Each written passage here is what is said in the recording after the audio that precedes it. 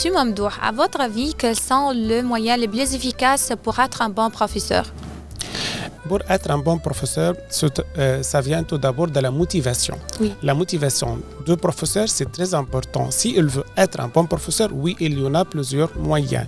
Tout d'abord, la bonne préparation de la matière qu'il va enseigner à ses élèves.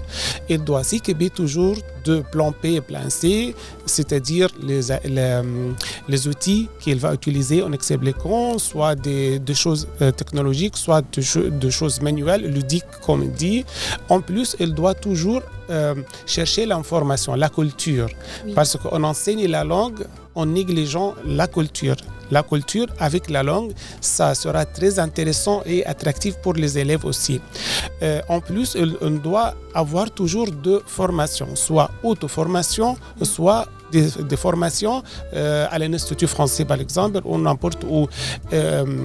Il faut aussi profiter de l'échange de culture, l'échange de connaissances, l'échange d'expérience avec l'autrui. Aussi de lire plusieurs méthodes. Si j'enseigne n'importe quelle méthode, il faut lire les autres.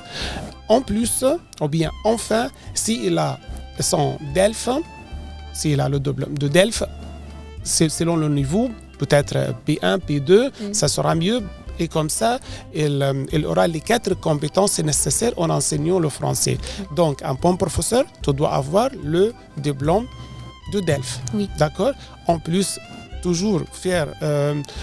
doit toujours faire des formations continues, comme on dit, et aussi étudier plusieurs manuels et penser toujours aux compétences variées des élèves, parce que les intelligences, le multiple intelligence, parce qu'il y a 10 élèves qui sont très intelligents et l'autre qui sont moyens, il faut varier son style de travail.